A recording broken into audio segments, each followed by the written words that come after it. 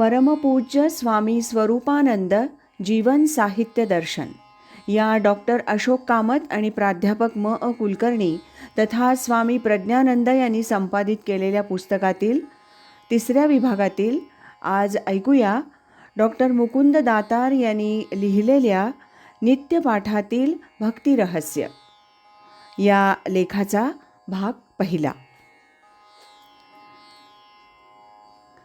परमपूज्य स्वामी स्वरूपानंदांनी संतश्रेष्ठ ज्ञानदेवांना वंदन करताना सर्वथा उचित शब्दात म्हटलं होतं, नमितो योगी थोर विरागी तत्वज्ञानी संत, तो सत्कविवर परात परगुरु ज्ञानदेव भगवंत. स्मरणतयाचे होता साचे चित्ती हर्ष नमावे, म्हणून वाटते पुनः पुन्हा ते पावन चरण नमावे. अनन्य भावे शरण रिघावे अहंकार सांडून, झणी टाकावी तया वरुनिया काया कुरवंडून. आणि पहावे नितांत सुंदर तेजोमय ते रूप, सहज साधनी नित्य रंगुनी भावे मग तद्रूप. ज्ञानेशाला नमिता झाला श्री सद्गुरुला तोष, वरद हस्तमस्तकी ठेवूनी देई मज आदेश. आपणही स्वामी स्वरूपानंदांना वंदन करताना ते कोणत्या शब्दात करू शकू, तर स्वामीजींचेच शब्द कृपाप्रसाद म्हणून घेऊन आपण असं म्हणू शकू, नमितो योगी थोर विरागी तत्वज्ञानी संत, तो सत्कविवर नवनाथ रूपी स्वरूपानंद समर्थ. स्वामी स्वरूपानंदांची सारी साहित्यसृष्टी ही ज्ञानदेव आणि ज्ञानदेवी यांच्याविषयी चिंतन करणारी आहे. ती खरोखर चेतना चिंतामणीची दुजी सृष्टी आहे. एकीकडे ती भावानुवादी आहे, पण दुसरीकडे स्वतंत्र स्वरूपाची आहे. ती अंतर्बाह्य श्री ज्ञानदेव शरण आहे. स्वामी स्वरूपानंदांनी सर्व साधकांना कळकळीनं आणि तळमळीनं सतत आवाहन केलं की, नित्य अंतरी ज्ञान देव सर्वाभूती भगवत भाव, देव भक्ता एकची ठाव अपूर्व नवलाव अनुभवावा. स्वामीजींनी दिलेला हा संदेश म्हणजेच मुळात ज्ञानदेवांचा आणि ज्ञानदेवीचा संदेश आपण साधकांनी पुन्हा पुन्हा लक्षात घेऊन तसं आचरण करायचं असेल तर स्वामीजींनी आपणा सर्वांना दिलेला ज्ञानेश्वरी नित्यपाठ हा स्तोत्र ग्रंथ सर्वाधिक महत्त्वाचा आहे असं लक्षात येतं. हा नित्यपाठ साधकाच्या जीवनाचं सोनं करू शकतो. तो आपणाला स्वस्वरूपी लीन व्हायला शिकवतो. सोहम साधनेनं दिव्य शक्तीचा अनुभव घ्यायला प्रवृत्त करतो आणि एकदा का उपासकाला स्वरूपाचा शोध बोध झाला की त्याची देहबुद्धी संपते, आसक्ती अभिलाषा नष्ट होते आणि संसारातील सत्यस्वरूप त्याला ओळखता येतं. परिणामी साधकाला अखंड प्रसन्नता लाभते. सोहम साधनेद्वारा आत्मकल्याण साधता येतं आणि विश्वकल्याणासाठी सदैव कार्यरत होता येतं. ज्ञानेश्वरी नित्यपाठाची ही महती आहे. संतश्रेष्ठ ज्ञानदेवांनी चिदविलासवादी आत्मज्ञानी भक्ताची भूमिका विशद करताना म्हटलंय, हे विश्वची माझे घर, ऐसी मती जयाची स्थिर, किंबहुना चराचर आपण जाला. तर स्वामी स्वरूपानंदांनी विश्वास व्यक्त केला की, नरनारी हरिरूप दिसो बाहेर अंतरी, रामकृष्ण हरी मंत्र उच्चारो मम वैखरी. स्वामीजींचा तुम्हा आम्हा सर्वांना संदेशच होता की प्रत्येकानं आपल्या मूळच्या सच्चिदानंद स्वरूपाची जाणीव ठेवून सोहम भावानं सर्व प्राप्त कर्तव्य उत्साहानं अनासक्त वृत्तीनं आणि ईशपूजन या भावनेनं करावीत. यासाठीच त्यांनी वरप्रार्थना केली, उदारा जगदाधारा देई मज असावर, स्वस्वरूपानुसंधानी रमोचित्त निरंतर.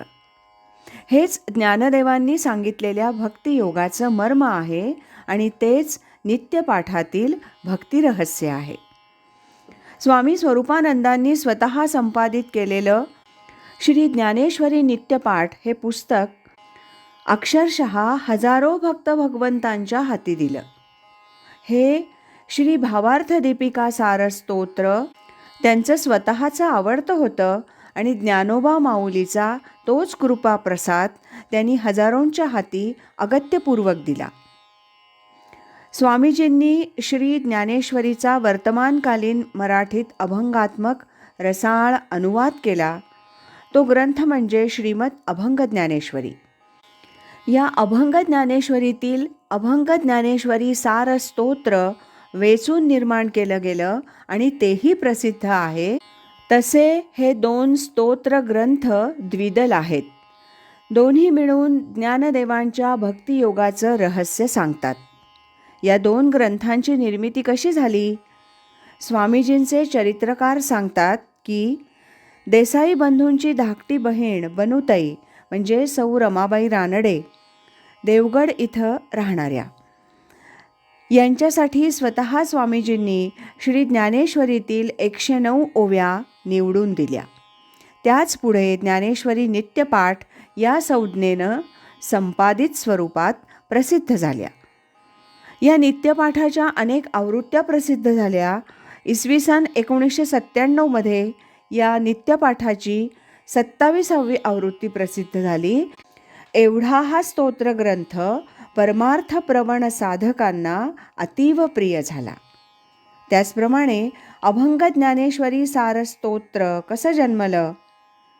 या पुस्तकाचे प्रकाशक श्रीयुत बाम परांजपे प्रस्तावनेत लिहितात की मूळ ज्ञानेश्वरी नित्यपाठामध्ये ज्या ओव्या झाल्या आहेत त्यांचा अनुवाद स्वामींच्या अभंग ज्ञानेश्वरीतील ज्या अभंगचरणात आला आहे असे अभंगचरण सौ शांता साने पुणे यांनी वेचून वेगळे केले आणि ते स्वामींना दाखवले.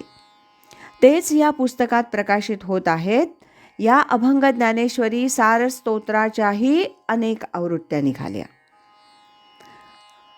आत्ताच सांगितलेल्या दोन्ही ग्रंथात ज्ञानेश्वरीचा सर्वग्राही सारांश आला आहे. मात्र फरक असा की पहिला म्हणजे ओवी नित्यपाठ हा ग्रंथ स्वामीजी संपादित आहे, तर दुसरा म्हणजे अभंग ज्ञानेश्वरी सार हा ग्रंथ स्वामीजी विरचित आहे. तसे उल्लेख दोन्ही स्तोत्रपाठांच्या शेवटी पुष्पिकेत झाले आहेत. ज्ञानदेवांच्या भक्तियोगाचं रहस्य समजून घेताना पहिल्या ग्रंथातील ओवी मालिके समवेत दुसऱ्या ग्रंथातील अभंगचरणही जुळवून त्यांचं अवलोकन करावं, म्हणजे भक्तियोगाचं रहस्य मनावर अधिक बिंबतं असं मला वाटतं आणि तसाच प्रयत्न पुढे केला आहे. आज इथेच थांबूया. लेखातला यानंतरचा भाग आपण उद्या ऐकूया. स्वामी माझा निरंजन तोची सर्वाधिष्ठान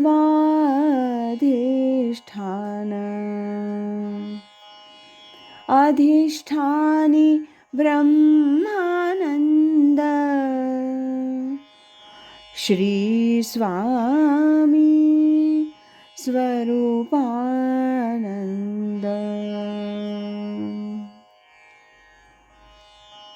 श्रीमत् सच्चिदानंद सद्गुरु श्री स्वामी स्वरूपानंद महाराज की जय. हरि ओम तत्सत.